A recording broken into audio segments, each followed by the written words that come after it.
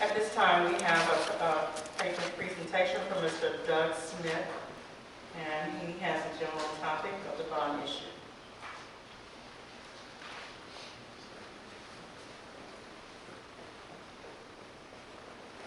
How you doing, Doug? All right.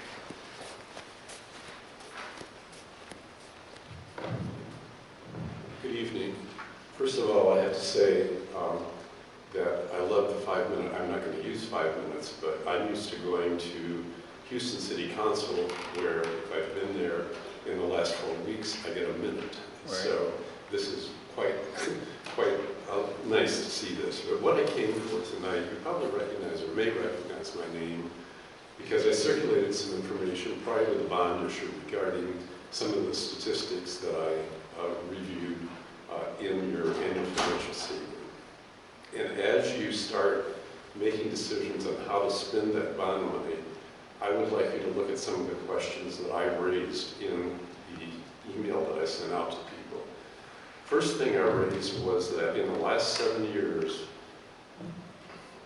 your enrollment has been flat, and yet you've increased taxes on the citizens by 40%. And I think you and citizens deserve an explanation as to why taxes have to go up 40% when the enrollment is flat. And one of the reasons I had heard was because we don't get the same amount of money from the state of Texas that we have in the past. But that is not correct, because when you look at the money that you've received from the state of Texas, that's gone up 37% during the last 7 years. So there's got to be an explanation as to why the tax dollars that you are receiving are 40% when your enrollment is flat.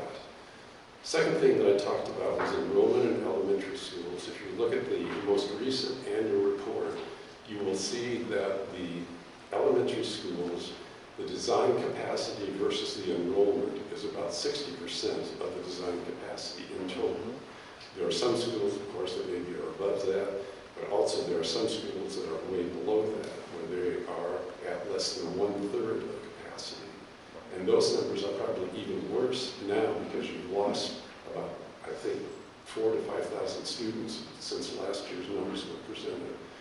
I think you need to look seriously at the possibility of closing some schools and redrawing attendance lines. I know that's a difficult thing to do, but I think it's a financially prudent thing to do if you're looking at schools that are at only 60% of capacity. And I think you should do that before you spend $100 million to rebuild 2 of the schools that you're considering to rebuild with the bond money. And finally, I don't think, and I mentioned this in the email that I sent, I don't think you should be using 30-year bond money to buy buses and computers. You would not buy a car with a 30-year financing, and I don't think you should do the same for buses and certainly computers that wear out in 3 to 5 years. And I've heard again that the reason we do that, we don't have the money in the M&O money, but in looking at that, I think you've got room there, and I think you need to consider using M&O money rather than bond money to buy those assets. And that's all I have to say, and I appreciate your time. Thank you. Thank you, Mr. Smith. Thank you, Doug. Board, at this time, we will continue with our agenda. Thank you for all the patron presentations.